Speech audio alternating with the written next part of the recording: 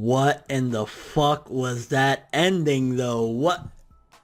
What's going on right now? Why is Raiju walking down a hallway with blood down her fucking arms and legs and shit like that after we just got that what seemingly everybody is theorizing ending of Pudding telling Luffy something crazy, which we all think she said she's gonna kill herself. And then we see Raiju walking down a hallway with blood all over her. What is going on right now? Oda, what are you doing, bro? What are you doing right now? This chapter's too much right now. Like, for starters, one of the things I loved about this chapter, and I think Oda was doing a great job with this chapter, is that we got spotlight from characters that a lot of people, they've been feeling indifferent towards for a while, especially like Chopper. People complain about Chopper. They don't like him. They think he's annoying. Chopper did some shit. He put in some work. He took down, him and Carrot took down Brulee's team. So you got to give Chopper credit there. Then you got Brook, the Soul King, fucking going ham too. Like, this chapter just had so much fucking awesomeness and suspense at the same time at the end of the chapter. Like, ooh. So it starts off with the cunt bag Vinsmoke family all around the table like a bunch of cunts that they are. Yeah, we'll take that bitch hostage, and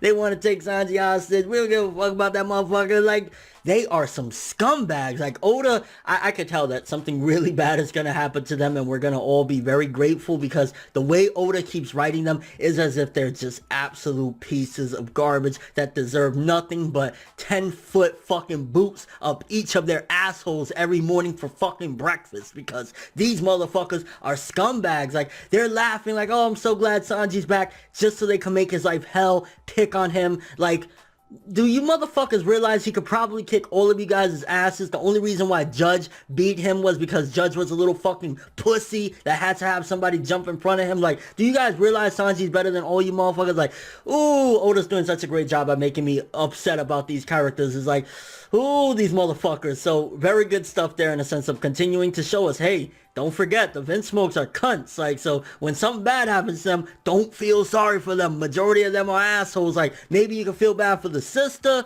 Maybe you can feel bad for, not even the dad. I was going to say the dad, but no, the dad is a cuntbag to everything he did to Sanji or whatever. You pretty much can't feel bad for any of them except maybe the sister in a bit, but yeah. Then the shit with Chopper, once again, I got to say that I was just so happy to finally see Chopper do something useful in one of these arcs in New World, because he's done little things here or there, whatever, but to see him actually boss up, he fucking took the pill. Motherfucker was like, you want the blue pill or the red pill? Motherfucker went ham, and he was in that fucking monster point ripping shit up, and I was like, this is what I like to see. Like, well, I think it was called Brain Point in this one, and that's one thing about One Piece. I get a little bit confused with the names of Chopper's pills, but nonetheless, he went fucking Brain Point and was ripping shit up, kicking ass, and he took down Brulee's team, which, that's a good look right there. Fucking, if one of the Straw Hats can take down some of Big Mom's people, one of the Yonko, that showcases, okay, Chopper, he's showing his worth right now, and him and Carrot, out of all people, did some things. I mean, granted, I would say that it was because of their planning, but mainly I really want to give it to Chopper, because Chopper, when he went monster, just fucking wrecked shit. I was like,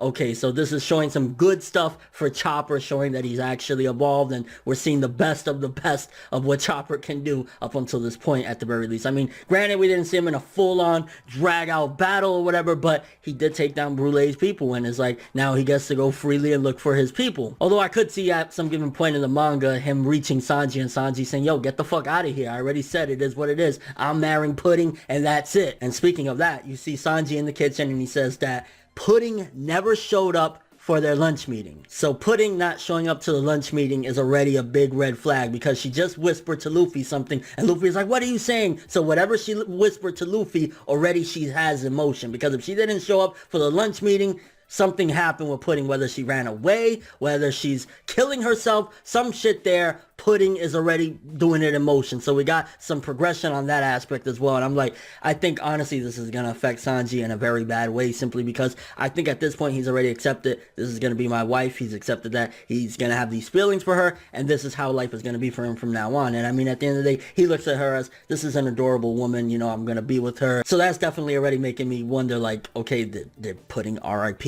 And then, like, you think of that, and then you see the end of the chapter with Reiju, is like, what's going on? But then again, why would Reiju be with Pudding, so that's something to question as well. I mean, unless she was going to get her for, you know, their lunch meeting or something like that, and she stumbled upon a corpse. And then Brooke, I think honestly, I liked Brooke's part even better than Chopper's, because yeah, Chopper did some things, but Brooke was just going savage, and he's like, yo, I made somebody risk their life for me. I'm not going back empty-handed. But the end of the Brooke section at the very least, oh my gosh, Brooke, you don't know what you just, well, he knows what he got himself into, and shit is fucking crazy. Now, Big Mom showing up with Brooke. The thing is, we've seen already, it was built up a couple chapters now, that she would be fascinated by Brooke simply because he's a different type of creature. He's very rare. And Big Mom, we know she's trying to make Thoughtland a fucking variety of people. She's trying to make the United States a Big Mom's vagina. So she wants to have different sections of people. She's going to be fascinated by Brooke. And ultimately, I don't think she's going to try and kill Brooke. If more so, she's going to try to capture him, just like she has Luffy and Nami. So she's not going to go ham on Brooke. So while Brooke has to worry in regards to Big Mom capturing him and, you know,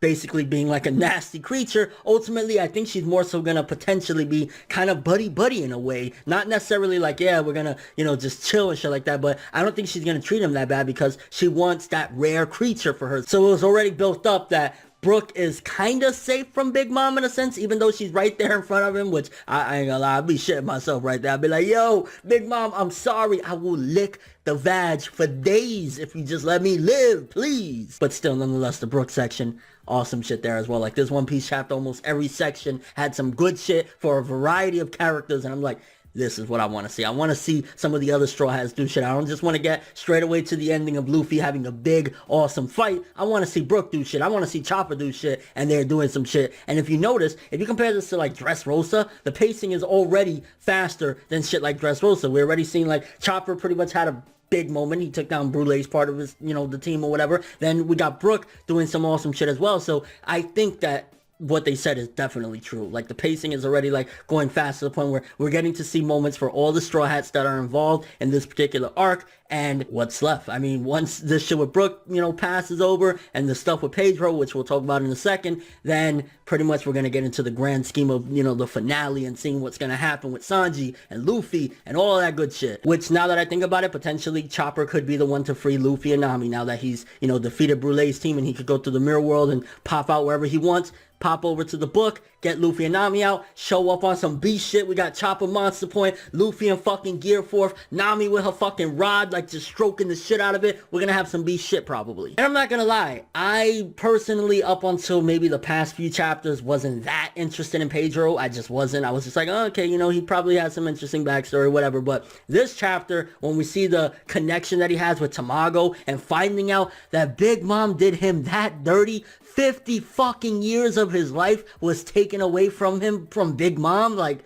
oh, I ain't gonna lie, I kind of want to know a little bit more about all the connections and what happened with Pedro back then, because we already know that he showed up years ago, got wrecked, was allowed to leave back to Mink, and lost 50 fucking years of his life, and that's the connection he already has. But like, I want to see a full on, like, even if it's just like 5 or 6 pages of a chapter or something like that, what went down exactly, because I ain't gonna lie, the fact that him and Tamago both have those scars on their left eye makes me wonder exactly what happened. Was Tamago potentially a part of his crew back then? Like, maybe I'm misremembering that it was already clarified in that regard, but nonetheless, that's some crazy shit. I ain't gonna lie, I even had some fucking awesome respect and feels for Pedro when he was like, I came here full well knowing I ain't going back home. I know I'm not leaving this place alive, and I've accepted that. I'm ready to fucking die for the cause. So Pedro, for a minor character that was just introduced in the Zou arc, mad fucking props. Oda doing some dope shit there as well. And then we got the ending of the chapter, the ending that has me like, what are you doing, Oda? What's going on? Because in the beginning, the Vinsmokes were like, hey, where's Reiju? And then, you know, likewise in the middle of the chapter when Sanji was like, hey, where's Pudding? So those two people just happen to be off screen.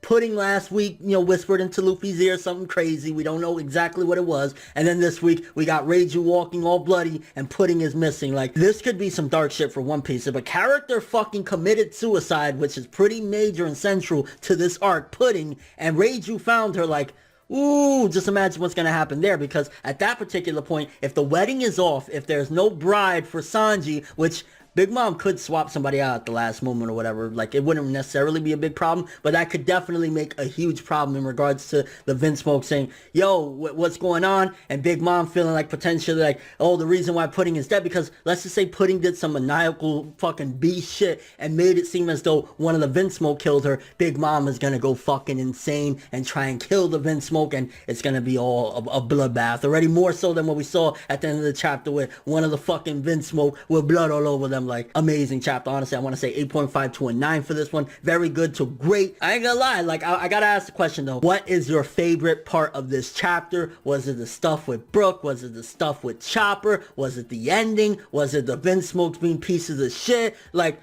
what was your favorite stuff? Pedro, like, so much good shit in this chapter of One Piece. And what do you think happened at the end? Theories. Why does Reiju have blood all over her fucking body and Pudding is missing off the scene? Did she find Pudding's dead body? Did she, I don't know, have her fucking period for the first time in her life? What's going on? And your overall thoughts of the chapter. But thanks for watching. Hope you enjoyed. If you liked anything I had to say or enjoyed the video, drop me a like. I'd greatly appreciate it. And if you want more from me, make sure to subscribe. Follow me on Twitter, Instagram, and stalk my Facebook to get more when the video ends. I'm ForneverWorld, and as always, people, have an awesome day.